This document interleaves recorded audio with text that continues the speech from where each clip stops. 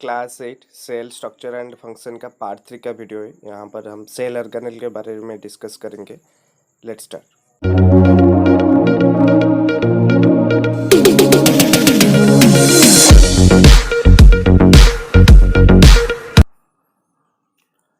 अब हम cell organelle के बारे में जानेंगे। ये जो सेल ऑर्गेनेल है ये हमारी जो साइटोप्लाज्म में यहाँ पर जो मैं टिक कर रहा हूँ वो सब सेल ऑर्गेनेल है। ये एक स्पेशलाइज सब यूनिट है जो हमारी सेल में प्रेजेंट रहती है और उन सभी का एक डेफिनाइट फंक्शन होता है और हम बारीकी से ये सब सेल ऑर्गेनेल को पढ़ेंगे और उनका फंक्शन को भी जानेंगे। तो देख लो हमारी सेल में कौन कौन सा सेल ऑर्गेनेल है। पहले तो mitochondria, plastid, lysosome, ribosome, Golgi apparatus, centrosome, endoplasmic reticulum and vacuoles, ये सारे हमारी सेल के अंदर साइटोप्लाज्म के जो मैट्रिक्स है साइटोप्लाज्म उसमें प्रेजेंट रहती है और ये सब स्पेसिफिक फंक्शन असाइन है और ये डिफरेंट फंक्शन परफॉर्म करते हैं हमारी सेल के। तो इसके बारे में हम अच्छे से स्टडी करेंगे। अब हम एंडोप्लाज्मिक रेटिकुलम के बारे में जानेंगे।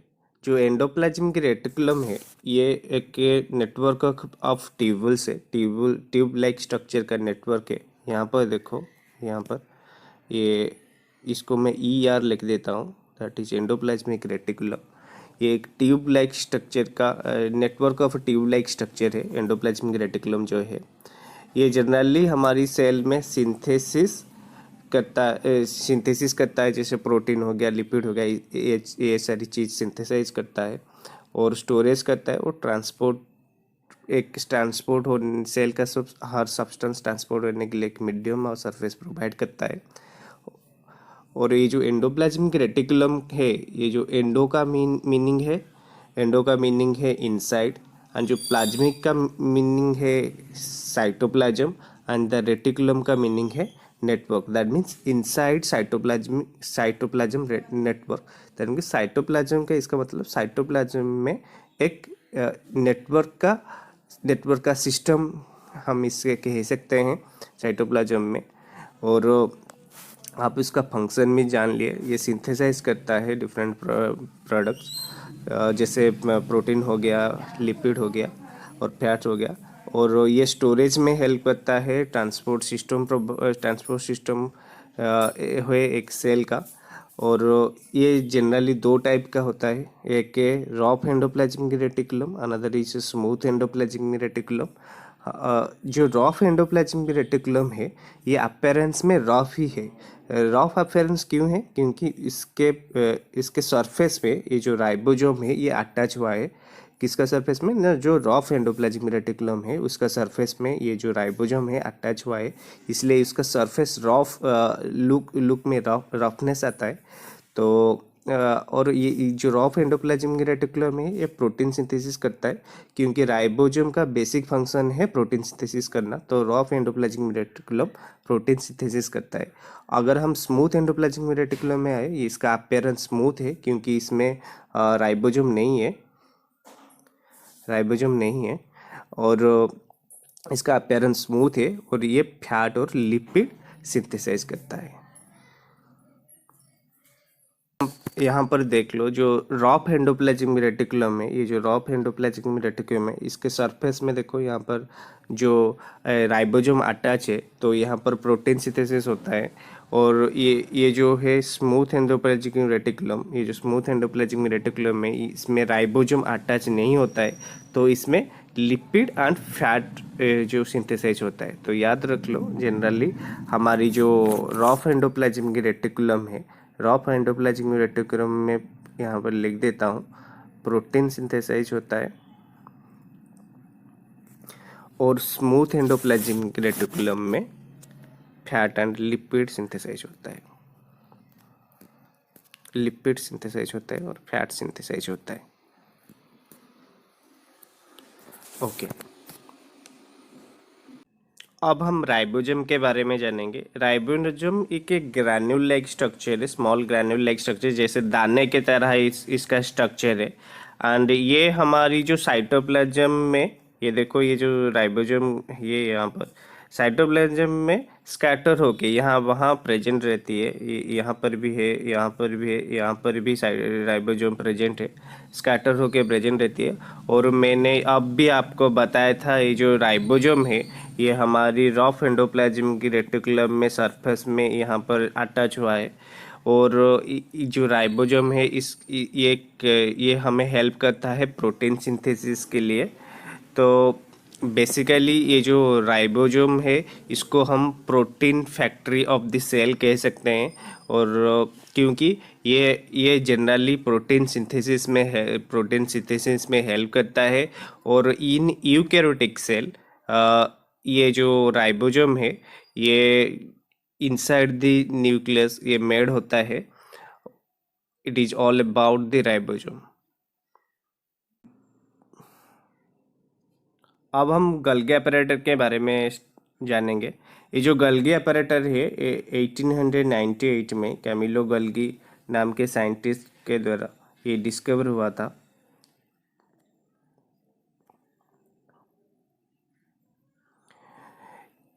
इसको हम गल्गी अपरेटर बोल सकते हैं या गल्गी कॉम्प्लेक्स बोल सकते हैं, गल्गी बॉडीज। और ये जनरली एक मेम्ब्रेन बाउंडेड स्ट्रक्चर है जो पैरेलली अरेंज्ड है। आप यहाँ पर देख सकते हैं ये मेम्ब्रेन बाउंडेड स्ट्रक्चर है वो पैरेलली अरेंज्ड है। इसको हम गल्गी अपरेटर बोलते हैं।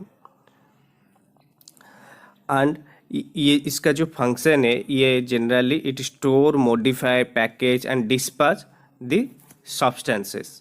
ये सेल के अंदर जो सब्सटेंस है उसको स्टोर करता है, मॉडिफाई करता है और पैकेजिंग करता है। और सेल के डिफरेंट डिफरेंट पार्ट को ये सब डिस्पैच करता है। और ये जो गल्गी अपरेटर है ये लाइसोसोम फॉर्मेशन करने में हेल्प करता है। ये लाइसोसोम क्या है हम इसके बाद जानेंगे। लाइसोसोम क्या है? एक सेल ऑर्गेनेल है। ये जो लाइसोसोम है उसका फॉर्मेशन में भी हमारी जो गल्गी अपरेटर है ये हेल्प करता है। गल्गी अपरेटर के बारे में मैं जो बोला जी, ये स्टोरेज, मॉडिफाई, पैकेजिंग, डिस्पैच करता है जो सब्सटेंसेस हमारी सेल के अंदर। ये इसको समझ लो अच्छे से। ये जो रॉफ एंडोप्लाज्मिक रेटिकुलम में जो प्रोटीन सिंथेसिस होते हैं ये जो प्रोटीन है ये सेल के लिए यूजेबल फॉर्मेट में नहीं होता है।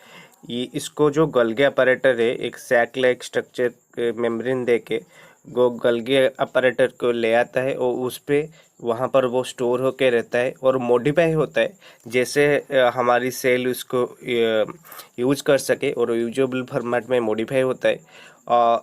तब ये क्या करता है उसके अराउंड एक मेम्ब्रेन देके उसको डिस्पैच कर देता है। सेल के जो पार्ट में ये प्रोटीन यूजेबल हो सकता है उसको वो डिस्पैच कर देता है। ये है गल्गी बॉडी का ऑपरेटर। बेसिकली ये स्टोरेज और मॉडिफाई और डिस्पैच करने में हमारी सेल के अंदर उसका फंक्शन है। अब हम लाइसोसोम के बारे में जानेंगे। यह देखो ये हमारी लाइसोसोम है। यहाँ पर ये जो लाइसोसोम है लाइसोसोम के अंदर डाइजेस्टिव एंजाइम प्रेजेंट रहती है। Enzyme means chemical substance. Digestive enzyme present रहती है। ये डाइजेस्टिव एंजाइम का फंक्शन क्या है? ये जो डाइजेस्टिव एंजाइम इसका जनरली जो लाइसोसोम के अंदर जो डाइजेस्टिव एंजाइम है और लाइसोसोम का फंक्शन है ये क्या करता है? रिमूव करता है हमारी वो ओन आउट या पुअर वर्किंग सेल ऑर्गेनेल्स को हमारी सेल के अंदर से। जैसे समझ लो ये के ऑर्गेनेल है जिसका प्रॉपरली फंक्शन नहीं कर रहा है तो हमारी लाइसोसोम अपनी डाइजेस्टिव एंजाइम के हेल्प से इसको क्लीन आउट कर देगा हमारी सेल से। जो प्रॉपरली वर्क नहीं करते हैं हमारी सेल ऑर्गेनेल उनको वो क्लीन आउट कर देता है। और ये भी इसका एक प्रॉपर्टी है। और बेसिकली ये जो लाइसोसोम है ये गल्गी बॉडी से ही प्रिपेयर हुआ है, मेड हुआ है। मैं आपको इससे पहले जब गल्गी बॉडी पढ़ा रहा था तब मैं बताया था कि लाइसोसोम गल्गी बॉडी से ही प्रिपेयर हुआ है, मेड हुआ है। और इसको जो लाइसोसोम को सुसाइड बैग भी बोलते हैं। क्यों बोलते हैं मैं समझा देता हूँ। लाइसोजोम को suicide bag of the cell भी कहते हैं, क्योंकि ये जो जब हमारी सेल, टोटल सेल जब अच्छे से फंक्शन नहीं कर पाते ही या डैमेज हो जाते हैं, तब क्या होता है, ये सेल के अंदर जितने भी लाइसोजोम है वो सब ब्रस्ट हो जाते हैं, और उनका जो डाइजेस्टिव एंजाइम है वो सेल के अंदर हर जगह फैल जाती है, और धीरे धीरे से इस सेल को वो डैमेज करने लगते हैं। और इसीलिए, क्योंकि वो अपने ही सेल को डैमेज कर देता है जब वो सेल अच्छे से परफॉर्म नहीं करता है या वो सेल डैमेज हो जाता है, तब तो इसीलिए हम लाइसोजोम को सुसाइड बैग कहते हैं, क्योंकि ये अपने ही सेल को ही डैमेज कर देता है अगर वो सेल प्रॉपरली फंक्शन नहीं करता है। और एक बात है, ये हमारी जो लाइसोजोम है, इसके अंदर जो मैंने बोला था जो डाइजेस्टिव एंजाइम है, ये बेसिकली ये जो डाइजेस्टिव एंजाइम हमारी लाइसोजोम के अंदर है, ये एंडोप्लाज्मिक रेटिकुलम से ही बना हुआ है। उसके बाद ये जो एंडोप्लाज्मिक रेटिकुलम है, ये जो डाइजेस्टिव एंजाइम वो गल्गी अपैरेटस में आता है, GA से लिखता हूँ, गल्गी अपैरेटस पे आता है, और गल्गी अपैरेटस उसको मॉडिफाई करके लाइसोजोम में कन्वर्ट करता है। तो बेसिकली ये ऑल अबाउट द लाइसोजोम। अब हम वैक्यूल के बारे में जानेंगे। जो जनरली ये जो वैक्यूल है, fluid field with A space enclosed membrane है, एक मेम्ब्रेन के अंदर सैक लाइक स्ट्रक्चर के अंदर हम फ्लूइड फील्ड होके रहता है। हमारी एनिमल सेल में भी ये प्रेजेंट है और प्लांट सेल में भी है, बट डिफरेंस ये है कि जो एनिमल सेल है, ये देखो ये वैक्यूल है, एनिमल सेल में ये जो वैक्यूल है ये इसका साइज बहुत छोटा है, और जो प्लांट सेल में ये जो वैक्यूल है इसका साइज बड़ा है। तो ये एक सैक लाइक स्ट्रक्चर है, जिसमें एक जैसे समझ लो एक मेम्ब्रेन के अंदर लिक्विड भरा हुआ है, और ये लिक्विड को हम स्वाब बोलते हैं, क्या बोलते हैं, स्वाब बोलते हैं। और ये जो वैक्यूल क्या क्या स्टोर करता है, generally excess of water store करता है, मिनरल स्टोर करता है, पिगमेंट एंड मैनी सब्सटेंसेस। ये जो मैनी सब्सटेंसेस है, इसमें अमीनो एसिड स्टोर होता है और ग्लूकोज स्टोर होता है। अमीनो एसिड इस स्वाब में अमीनो एसिड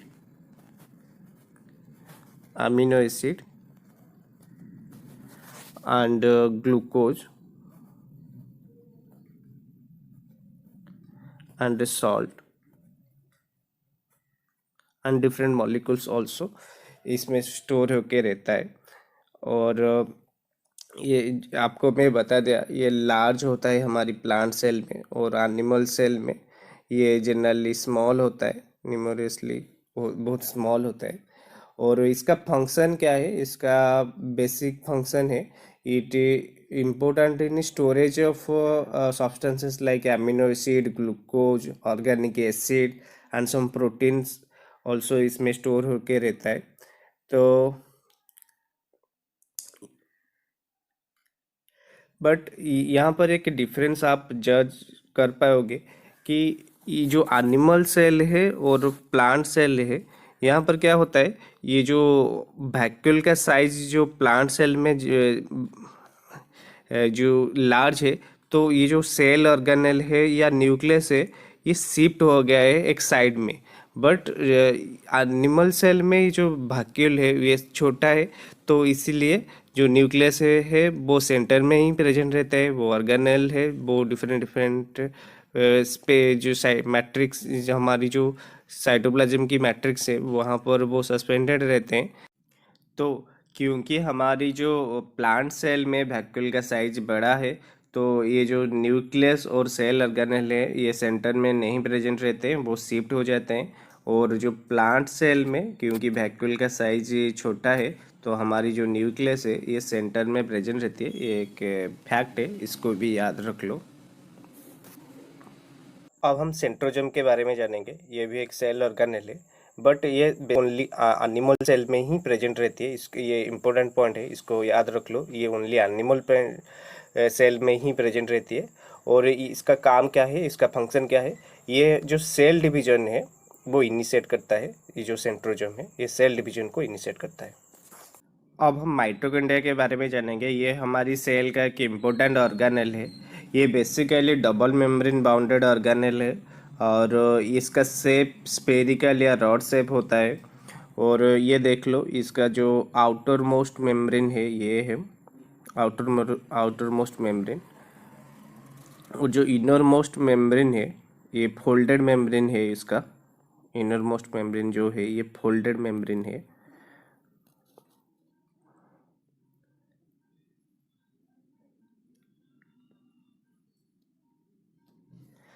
ओके, अब ये जो माइटोकॉन्ड्रिया का फंक्शन क्या है, ये provide energy for vital activities of this cell. ये हमें एनर्जी प्रोवाइड करता है हमारी सेल के वाइटल एक्टिविटीज के लिए by the process of cellular respiration. आपको सेलुलर रेस्पिरेशन क्या है उसके बारे में मैं बताता हूँ। सेल्यूलर रेस्पिरेशन में ये क्या होता है, हमें जो न्यूट्रेंट आफ्टर डाइजेशन होके जो न्यूट्रेंट हमारी बॉडी में ऑब्जर्व होके वो असिमिलेट होके जो ब्लड के थ्रू हमारी सेल में आती है, जो न्यूट्रेंट जैसे ग्लूकोज हो गया, वो फूड मॉलिक्यूल जब ब्रेक डाउन होके हमें एनर्जी प्रोवाइड करता है, उसको हम सेलुलर रेस्पिरेशन बोलते हैं। ये जो सेलुलर रेस्पिरेशन है इसमें क्या होता है, हमारी जो फूड ब्रेक डाउन होके हमें एनर्जी प्रोवाइड करता है। इसका जो लास्ट स्टेप है ये हमारी माइटोकॉन्ड्रिया में होता है। माइटोकॉन्ड्रिया में ये जो हमारी जो फूड है ब्रेक डाउन होके हमें एनर्जी प्रोवाइड करता है। तो इससे वो एनर्जी हमारी जो सेल के वाइटल एक्टिविटीज़ में वो यूज होता है। तो इसलिए हम हमारी जो माइटोकॉन्ड्रिया को पावर हाउस बोलते हैं। बट जो माइटोकॉन्ड्रिया हमें सेल एनर्जी प्रोवाइड करता है in the form of ATP.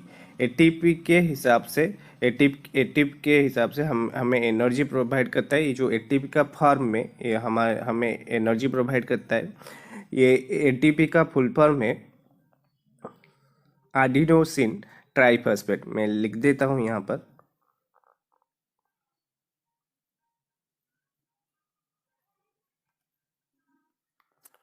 Adenosine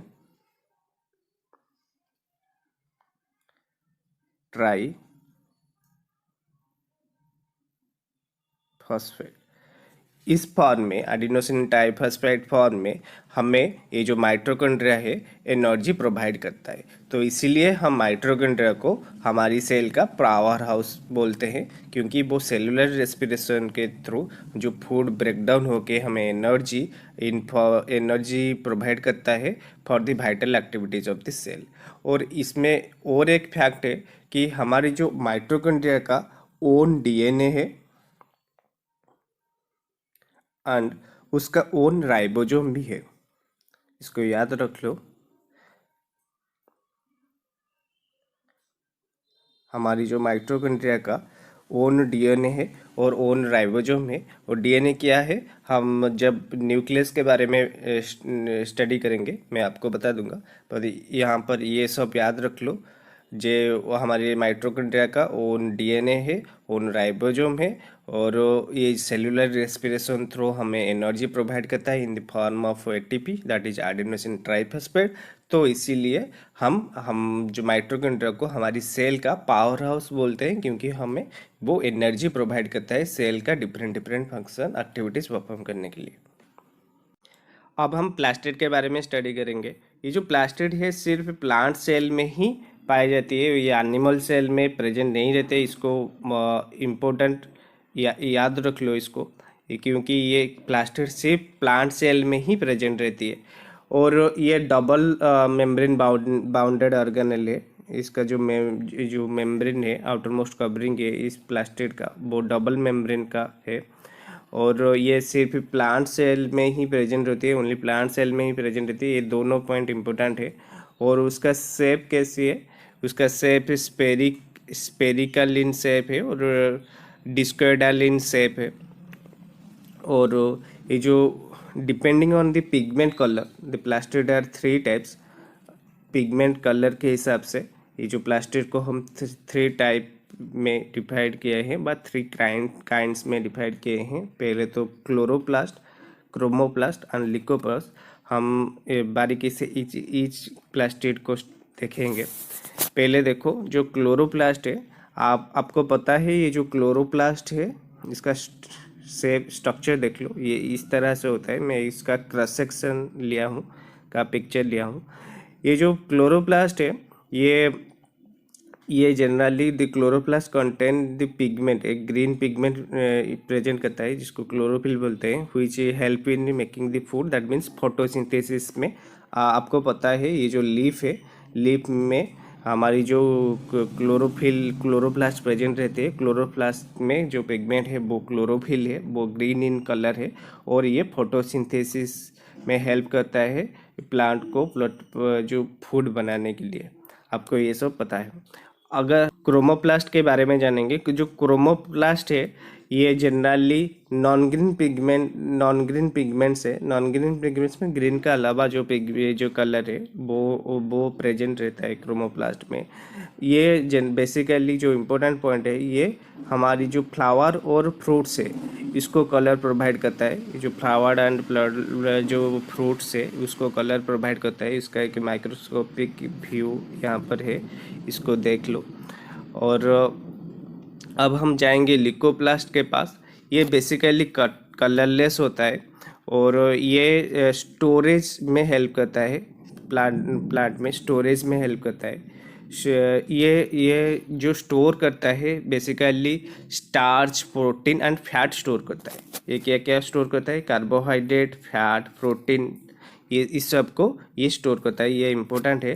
ये जो लिकोप्लास्ट है ये हमारी कार्बोहाइड्रेट, फैट एंड प्रोटीन को स्टोर करता है।